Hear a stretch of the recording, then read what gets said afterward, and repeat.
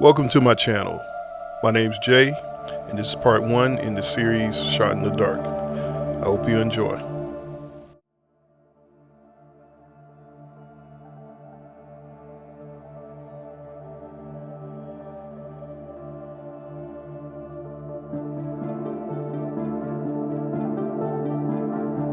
Mr. Clay sits in his basement, engrossed in the task of polishing his weapons.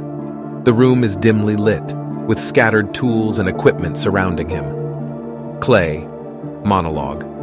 I was in the business of killing people for a living. It's what I did. It's what I knew. But little did I know that one day, someone would set me up and want me dead. They say that karma's a bitch, and I guess they were right. Because as soon as the target was on my back, I knew my time had come. Mr. Clay finishes polishing his last gun and carefully sets it down on the workbench. Suddenly, a single gunshot shatters the silence, followed by the sound of breaking glass. Mr. Clay falls to the ground. But I'm getting too far ahead of myself. Let me start from the beginning. Mr. Clay's focus is fixed on the delicate circuitry of an electronic device before him. His concentration is interrupted by a notification on his computer screen. He narrows his eyes as he recognizes the distinct signature of a message from the dark web. He clicks on the message, revealing a cryptic exchange from someone named the Chief Caretaker. The message takes on a hidden meaning, a language known only to those entrenched in the shadows. It is a glimpse into a covert world of coded conversations. Chief Caretaker. The intendant is not happy with the garden. The weeds have grown out of control. Trimming is required. Gardener. The trimmer might be too loud for the neighbors. Chief Caretaker. Unavoidable, just as long as the neighbors don't complain. Payment will be sent when the task is complete, as usual. Gardener. Understood. Mr. Clay gets up from his workbench and starts to gather his tools.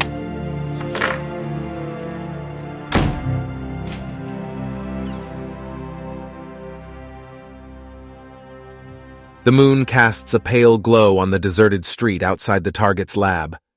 Mr. Clay, cloaked in shadows, watches intently from across the street, hidden behind a large tree.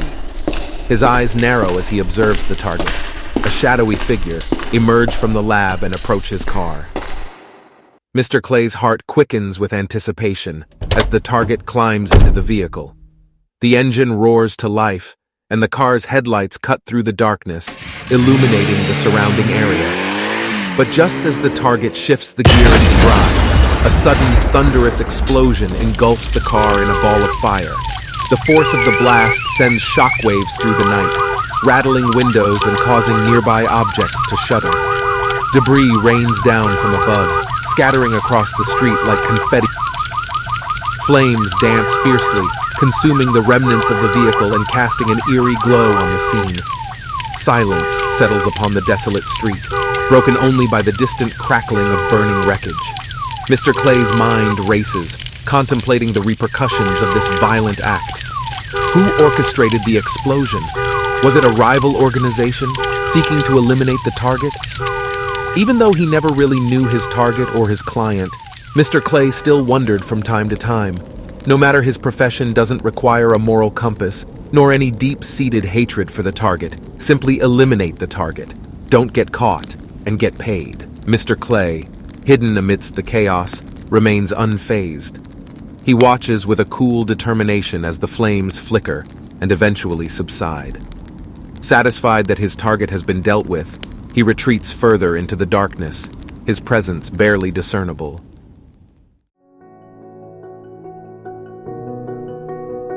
Next day. Sound of Mr. Clay working, mixed with distant news reports playing on a television.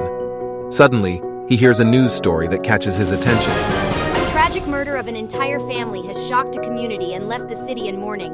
Authorities are still piecing together the details. Metro Police said it appears to be a copycat killer reminiscent of the Unabomber. A possible suspect has been identified and placed at the scene of the incident. Anyone with information about the incident should call 550. A rough sketch of Mr. Clay was put up on the screen. The gravity of my situation washed over me, intertwining with a chilling sense of dread. It was a twisted reality playing out before me, for the suspect they depicted bore an uncanny resemblance to none other than myself. Sound of Mr. Clay quickly logging onto the dark web to contact the caretaker. Gardner. Chief Caretaker, news is contradicting the outcome of the job. There was no family. I repeat, there was no wife and kids. The target was alone. Respond, Mr. Clay, urgently. Gardner. Where are you? Mr. Clay. Respond. I repeat, there were no children. What is going on? Connection terminated. Mr. Clay gets up and starts pacing around the room, looking down at the floor until he stops dead in his tracks and looks up. Mr. Clay quickly throws on a jogging suit, grabs his keys, and runs out the front door. Clay's sneakers pound against the pavement as he runs through the serene park, his steady pace matching the rhythm of his racing thoughts. His keen eyes take in every detail, scanning the surroundings with a mixture of vigilance and curiosity. Approaching a weathered bench, Mr. Clay instinctively slows down, his breath slightly labored. He subtly slips a small piece of chalk into his palm, concealing it from prying eyes. With a quick glance around to ensure his privacy, he takes a seat on the bench, his arm propped up on the backrest. Leaning forward, pretending to tie his shoes, Mr. Clay's fingers glide across the rough surface of the bench as he begins to draw a symbol. Each stroke is deliberate, forming a unique pattern that holds hidden significance in the realm he operates within. The chalk leaves its mark, the lines intertwining to create a cryptic message only those with knowledge of its meaning can decipher. Completing the symbol, Mr. Clay leans back, his eyes fixed upon his creation. A mixture of determination and uncertainty washes over his face, the weight of the recent events lingering in his mind. With a sudden burst of energy, Mr. Clay rises from the bench and continues his jog, his footsteps echoing through the park. He completes another circuit, his mind racing alongside his body. But as he returns to the same empty bench expecting to see someone sitting, a sense of confusion and worry overtakes him. Under his breath, Mr. Clay hisses in frustration, his determination solidifying. Shit. Driven by a renewed sense of urgency, Mr. Clay's pace quickens as he swiftly exits the park. The mysteries and dangers that surround him seem to close in, pushing him to unravel the truth that lies just beyond his reach. With each step, his resolve strengthens, knowing that his journey is far from over.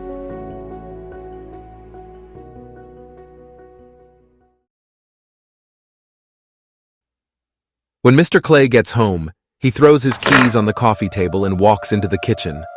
At the same time, someone is hiding in the shadows. The figure from the shadows follows behind him into the kitchen. When Mr. Clay goes around the corner, the figure looses him and begins to speed up to catch him, only to be met with a sudden, swift kick from Mr. Clay. The attacker stumbles back, momentarily caught off guard by Clay's unexpected counterattack. Clay quickly takes advantage of the moment and launches a series of rapid punches, each strike fueled by his years of martial arts training. The attacker, now regaining his composure, retaliates with a flurry of punches and kicks. The two engage in a fierce hand-to-hand combat, their movements fluid and precise. Each strike is aimed to incapacitate the other, their bodies intertwining in a deadly dance of skill and determination. As the fight rages on, Clay's eyes catch a glimpse of something glinting on the attacker's belt. He unleashes a renewed assault on the attacker, expertly wielding the dagger to parry blows and strike back with lethal precision. The fight intensifies as both combatants utilize every ounce of strength and strategy at their disposal. Despite the attacker's skill, Clay's determination begins to turn the tide of the battle. With a final decisive strike, Clay disarms the assailant, sending the dagger clattering to the floor. The attacker stumbles backward, visibly shaken. Clay deals a final blow, knocking the attacker to the floor. Breathing heavily, Clay turns around to find something to tie up the attacker. But just as he turns his back, the attacker comes to and reaches for the dagger. But as the attacker shifted his weight to throw the dagger, a piece of glass from the glass table that was broken from the fight cracked. Clay's eye narrowed. Without hesitation, he turned while drawing the pistol from his waist and firing a single shot-center mass in the forehead of the attacker, sending him back to the ground for good. Mr. Clay's resolve mind brimming with questions and the need for answers. The encounter in the kitchen was merely the beginning, and he is prepared to face whatever lies ahead in his search for answers. Mr. Clay holds up the dagger to the light. The blade had an auto-injector with a lethal poison. One stab and you were done. This was expensive. This was made by an expert. This, his eyes widen. Motherfucker.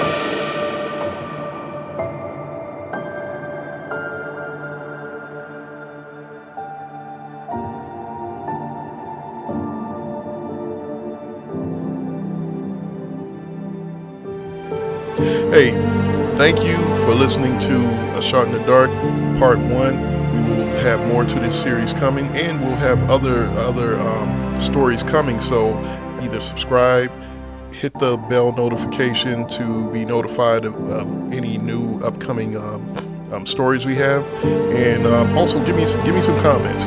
Tell me if you liked it, didn't like it, what you didn't like about it, or what you did like about it. I really would appreciate any feedback you can give me. So thank you again for coming to my channel, and just be on the lookout. Appreciate you.